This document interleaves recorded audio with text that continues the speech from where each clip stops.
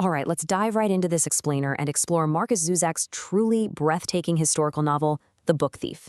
You know, if you haven't read this absolute masterpiece yet, you are in for an incredible journey. We're going to focus on its deep emotional power, its beautifully poetic storytelling, the historical context of World War II, and really the unbelievable resilience of the human spirit. Let's look at exactly why this remains one of the most impactful works of modern historical fiction. Right off the bat, the novel hits you with this line. Here is a small fact. You are going to die. I mean, wow, right? This bold, unforgettable opening immediately establishes our unconventional narrator. You'd probably expect a story set during World War II to be told by a survivor or a soldier, but Zusak gives us this surprisingly vulnerable personification of death. It's a gripping hook, and it just instantly forces you to pay attention. Section 1, Welcome to Himmel Street. So we began in 1939 on a street called Himmel, which, ironically enough, translates to heaven, in the fictional town of Mulching, right outside Munich.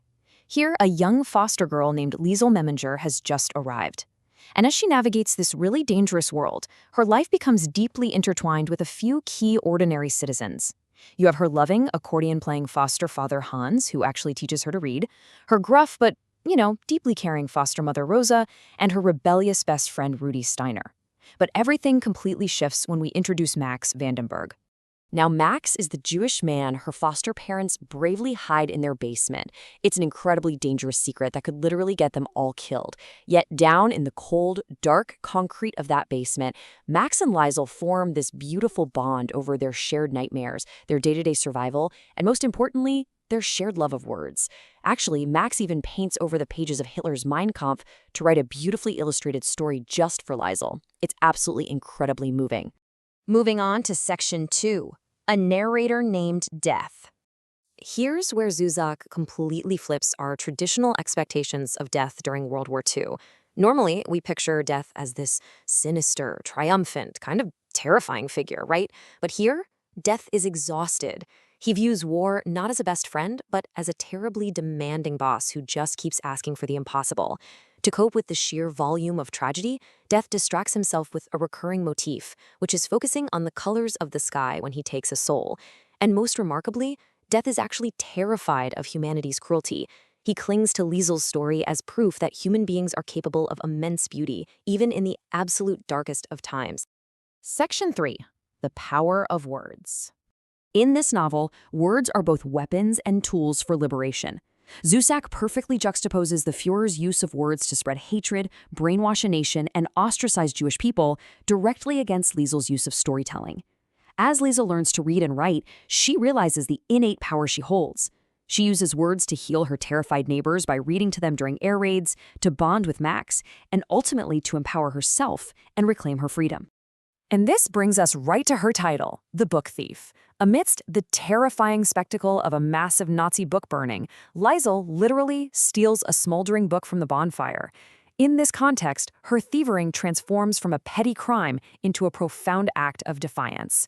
By rescuing the very books the regime wants to destroy, she's fighting to build her own identity and resist a deeply oppressive ideology.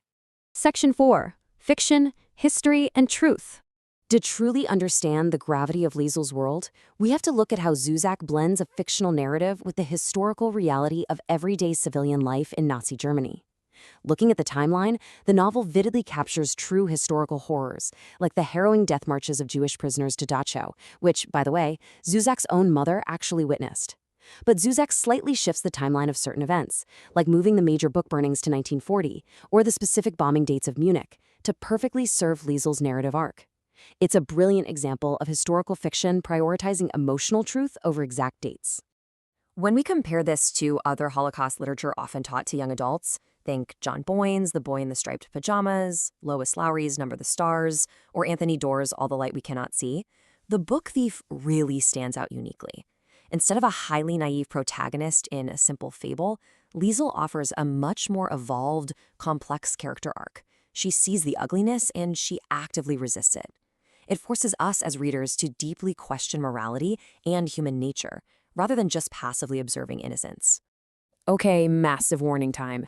If you want to experience the emotional gut punch of the story for yourself, please pause this explainer right now and go read the book, because we are crossing over into major spoiler territory to discuss the ending. You have been warned. Section 5. Haunted by Humans. So, throughout the book, words have been a shield.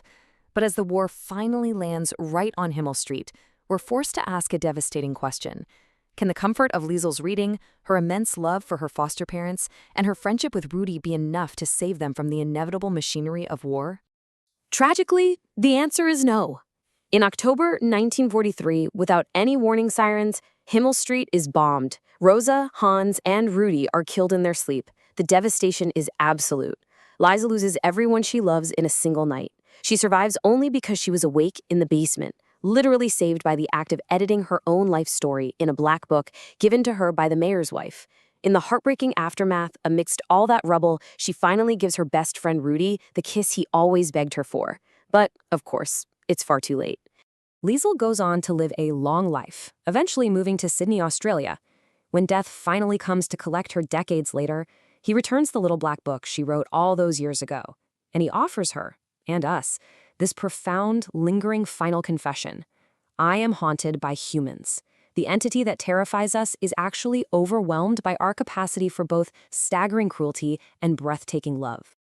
And that brings us to the core of why The Book Thief continues to resonate globally with readers of all ages. It leaves us pondering a final profound question.